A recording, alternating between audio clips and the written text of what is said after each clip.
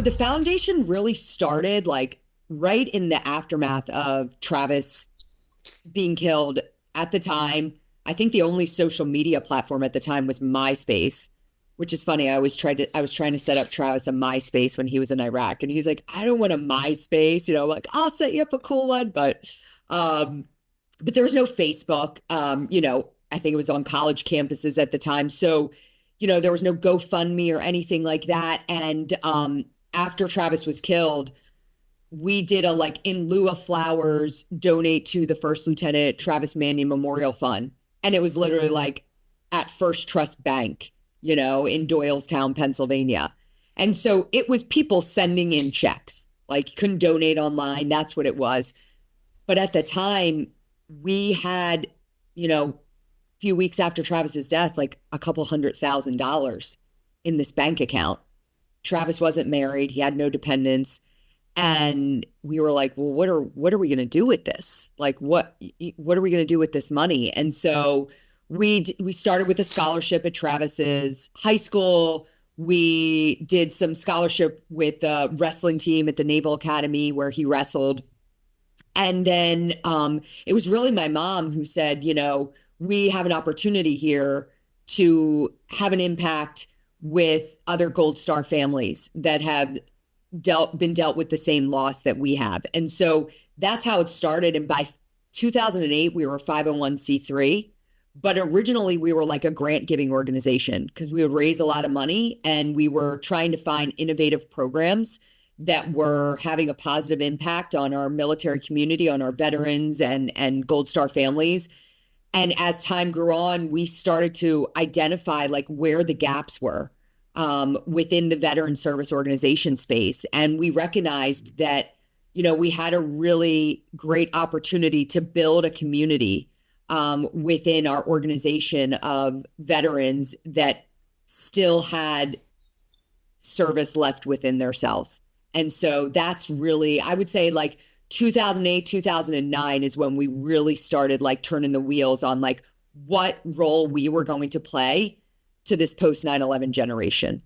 Nice. And what is that mission? And has it remained the same since 2011, 12 timeframe, or has it morphed? Yeah, it does. I mean, again, like some of our programming has changed, but at the end of the day, you know, General Dunford, who is the former chairman of the Joint Chiefs, he's the vice chair of our board. And I remember that when he was leaving that role, he was getting ready to retire. I went to visit him at the Pentagon, and I did like what every other veteran service organization did at the time. I asked him to join our board. And he was very diplomatic, and he said, listen, I appreciate it. I've gotten a lot of offers. And he said, what I'm going to do is, upon retirement, I'm going to take about 6 months and I'm going to evaluate all of these veteran service organizations, and I'm going to decide where I want to best give my time. And it was about 6 months after that I got an email from him, and he said, I'd like to talk to you. And my dad and I got on the phone with him, and he said, I've done my due diligence. There's a lot of great organizations out there, but I want to attach myself to yours. And one of the things that he said that was so important to him was the work that we do with our youth. And so our flagship program at the Travis Manion Foundation is called Character Does Matter. And we actually train veterans to go out and talk to youth about what it means to serve. And I think for him, coming out of this role as chairman of the Joint Chiefs, he saw the need for our next generation to understand what service means. And, not as a indoctrination to, try to recruit them all to serve, but for better understanding, because there's such a disconnect today between those that serve and those that don't. And, we today have thousands of veterans that are out talking to schools and youth groups across the country. And we've had over 700,000 youth go through our Character Does Matter program. So 700,000 youth have had a veteran standing in front of them, talking to them about what their service meant. And, when we started that program was designed not for the youth. That program was designed to give veterans renewed sense of purpose when they were taking off their uniform and make sure that they were able to find that outlet to share their story. And, it was a secondary thing that the youth were being impacted by it. So that's our flagship program. We do a ton of stuff underneath that.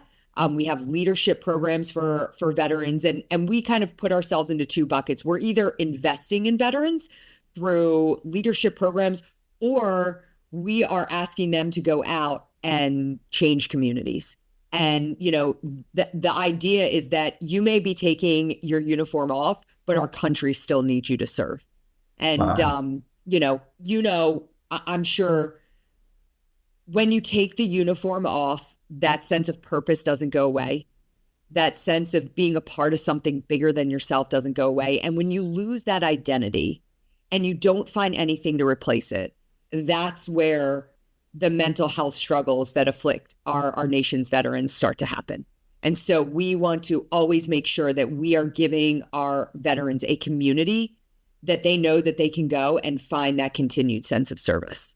If you enjoyed that clip, watch the full episode here or another clip here.